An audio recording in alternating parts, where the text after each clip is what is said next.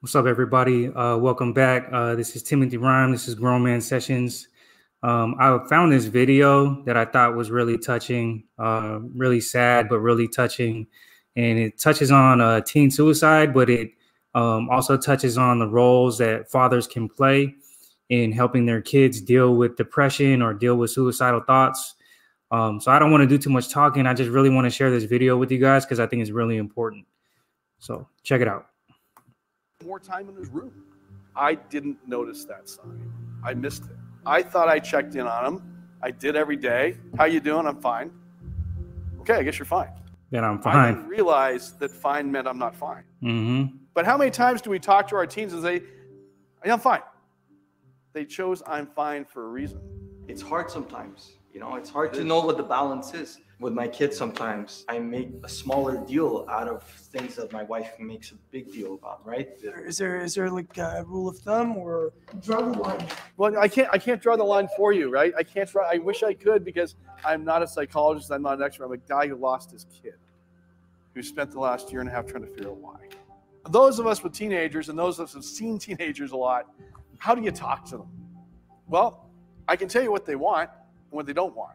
What they don't want is you to burst into their room when they're watching some video on YouTube and say, we need to talk. That's the wrong time to talk. Yeah. That's when they say, I'm fine. Leave me alone.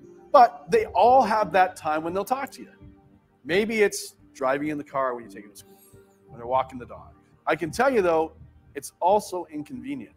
Because I know all the times that Ryan came up to my office because I work from home and said, hey, Dad, can we talk? And I said, dude, I just on a call, 30 minutes, I'll be right there. And how many of you have done that? I don't know which one of those times, if any of those times, was the time Ryan wanted to come up and tell me how he was really feeling. It was my wife's birthday, so her and I headed down to Mexico on the 20th of March. We got to Mexico, and I'll always remember this because the night of the 21st, we were having dinner. And our phones went off at the exact same time as 11:03, and we each had a text. But it was Ryan, basically saying, I love you, and then he said goodbye. Oh, my God. I freaked out. My wife's screaming. Oh, I got on the phone. I called my mother-in-law who was looking after the kids. I'm like, find Ryan. I'd have been hysterical. I'm yelling at her, and Kim's yelling at Kyle, and she's running around the house, and she finds him. Oh, man. I've never felt more helpless in my entire life. Oh, God. Poor guy. I wanted to do was be there and save him. And I couldn't. What would you tell people who would tell you it's not your fault? That I'm responsible. No, There's things that if I had it done differently, Ryan would still be here. It's not your fault, I bro. wouldn't be standing in front of all you guys saying, please learn from what I didn't do right. And I wanted to see if there's like something I could find, a letter or a notebook or something. And I start going through drawers.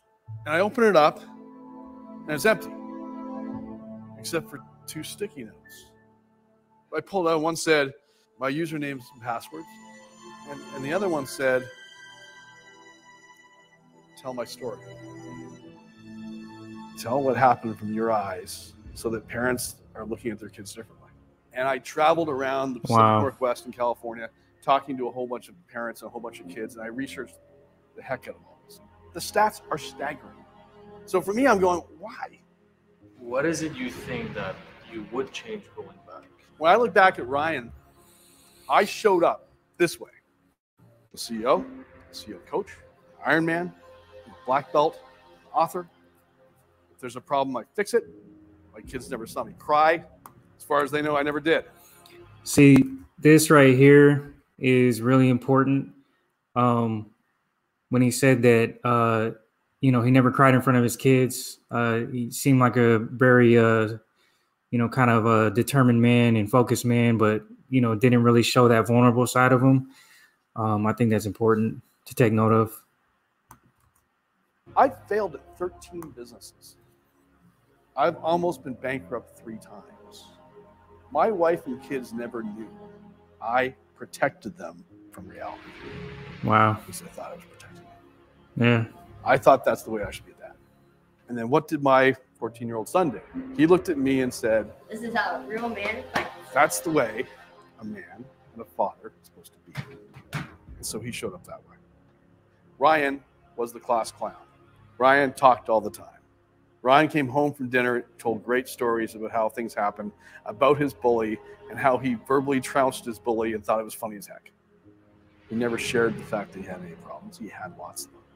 Because he thought that that's how he's supposed to show up. Right. And I regret that. What would you teach fathers to basically help them talk with their kids? First thing you do is you listen. You listen to how they feel. Yep. And make sure they know that you care. Yep. How are you doing? How are you feeling? What's going on at school? Have you ever felt sad? You ever felt mad? You ever felt anxious? And you understand that how they feel is how they feel. You can't fix how they feel. Mm-hmm. And this is what we as dads do. We fix stuff. How many times has your wife said to you, I don't want you to fix my problem. I just want you to listen to me. That's hard for dads to do. Yeah. Because I feel that. we want to protect our kids. Mm-hmm. When we go into overprotection mode, when we protect them every time they fall, so they can't fall, then what do they believe when they become 14, 15, 16, 17? They believe there's nothing wrong that's ever going to happen. We create kids that do not have any resilience in their lives. Mm-hmm. I want to do a little exercise with you. Close your eyes for a second. I want you to think back to when you were 12, 13 years of age. And I want you to put up your hands if you were ever bullied. Put up your hands if you ever felt like you weren't happy with your life. If you ever felt like you weren't as cool as the other kids. Leave your hands up for a second and open your eyes. Everybody.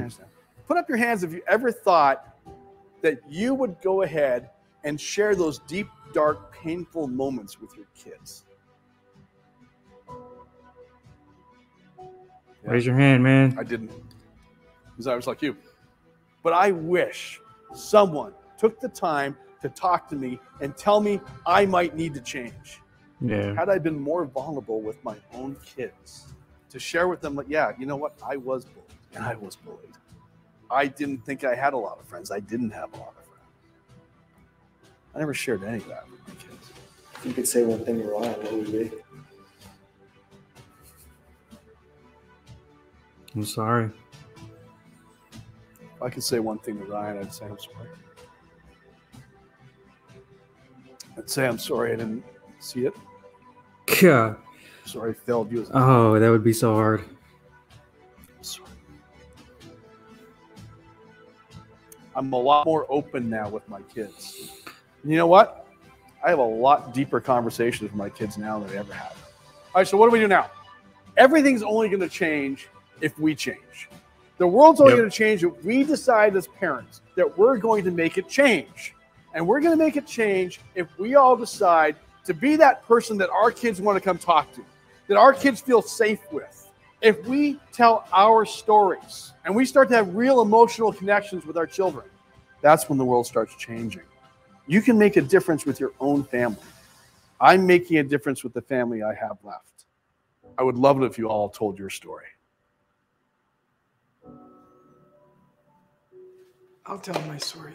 I'll tell my story. Good for them. I can't imagine what he went through. I'm getting choked up kind of just thinking about, my own situation. I have a 13-year-old daughter, and, I worry about her just like any other dad would.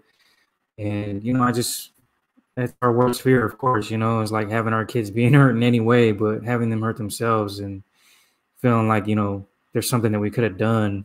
I think that's my motivation, my motivation to just be the best dad that I can be. That's why I'm sharing this video with you guys. So I'm hoping other dads can get something from this, because I feel like I have. The main takeaways for me is to, show your vulnerability with your kids, man.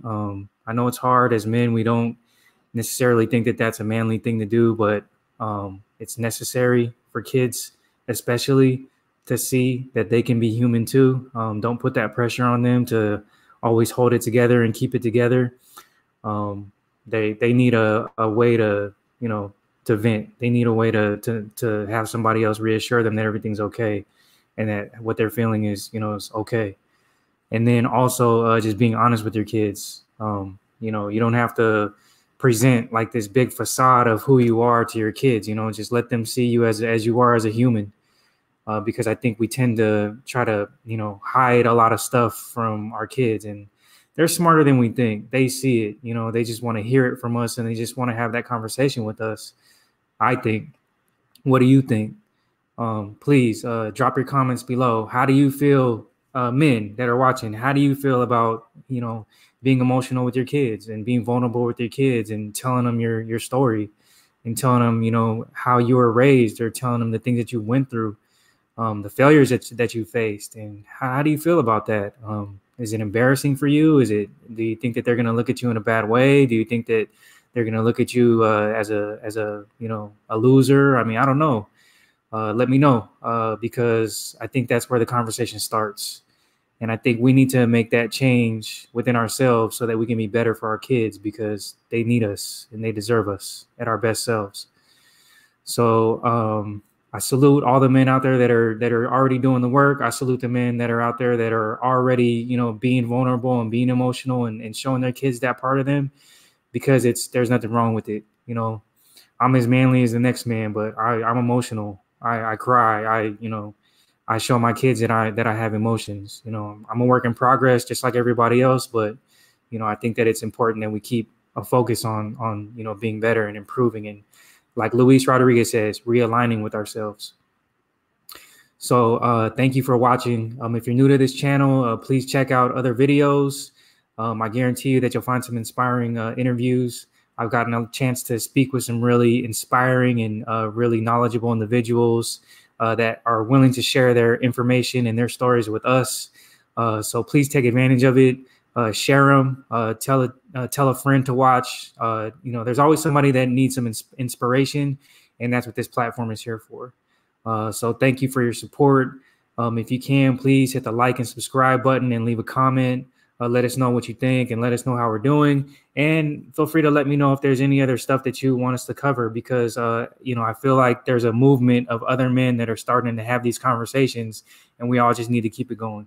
So thank you for your support, and stay tuned for more content, and hope you guys have a good one. Peace.